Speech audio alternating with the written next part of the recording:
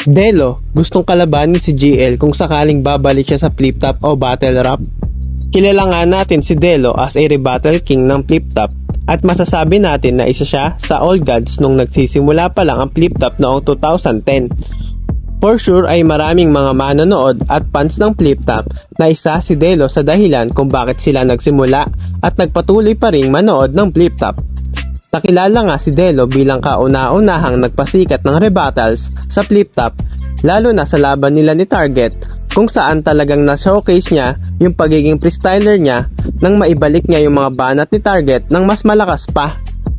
Sa interview nga ni Delo sa podcast ni Crazy Mix ay nasabi nito na kung babattle man siya ngayon sa flip top ay gusto niyang makalaban si Poison 13 or kaya naman si GL. Inamin nga ni Delo na idol niya itong dalawang MC na ito dahil nakikitaan niya ng husay at galing para maging one of the greats ng flip top. Makikita nga rin natin sa shared post ni Delo kung saan pinupuri niya si Poison 13 at GL. Sinasabi niya na itong dalawa ang pinakamalakas na MC currently sa flip top. Tanong nyo na ba si Delo kung ano? Natanong nyo na si Delo kung babattle pa siya sa Pilipinas? Wala pa, ikaw na magtanong. Pinag-usapan namin ni Arik yan. Ano? Daily grind, shout out daily grind. Ano na pag-usapan nyo, Dels? Yun. Tapos sabi ko, kung naisip ko, kung babattle ako mismo ngayon, GL at Poison 13 lang pinag-usapan. Si GL. GL at Poison 13 ang idol ko sa battle. Magaling silang ano. Yun, mamaya si Poison namin sa podcast. Yung pala ang ang wish ni Delo ngayon, no? Dagdag pa niya na kung sakaling bumabattle ulit siya ay talagang ibibigay niya na yung 100% niya. Dahil mapapansin naman natin na dati na kapag bumabattle si Delo ay parang chill-chill lang din. May hawak pang dalawang bottle ng beer. Yung mga last battle nga ni Delo sa flip top ay hindi siya ganun ka-focus. Dahil sa sobrang sunod-sunod ang kanyang work na sumabay sa kanyang isabuhay run na tinalo naman siya ni Romano sa semifinals.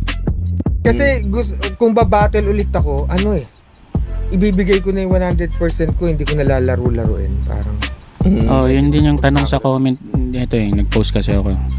Bakit daw medyo malamya daw yung mga last battle mo? sinasabihan nila mahina yung opensa ko sa mga battle ko nakaraan.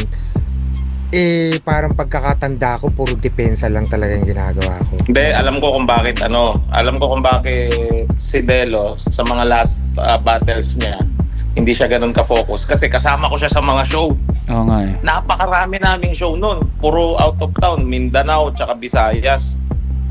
Sa kabilang banda naman ay alam naman natin na kinall out na ni GL ang mga old gods sa laban nila ni Sayad.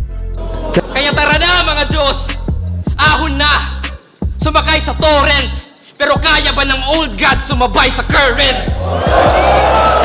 Sabi rin ni GL sa Dayo podcast ni Shernan na kung saan kung babalik man ang ibang MC ay siya mismo ang ipalaban ni Enigma. Matutuwa nga siyang i-welcome ito para sa pagbabalik sa flip top. If mangyayari man ang laban na ito in the future, ay sa tingin ko ay kinakailangan ni Delo ng malupitang adjustment para sa mga sulat niya dahil bukod sa ilang years na siyang walang battle, ay sobrang advanced na rin talaga yung mga sulatan ngayon sa flip top. Lalo na kung si GL pa ang kanyang gustong kalabanin, na aminin naman natin na isa sa naging dahilan kung bakit tumaas ang standard at quality pagdating sa sulat ng mga MC.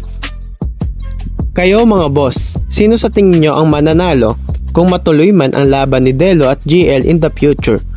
Comment down below lang mga boss at huwag nyong kakalimutang suportahan ang ating channel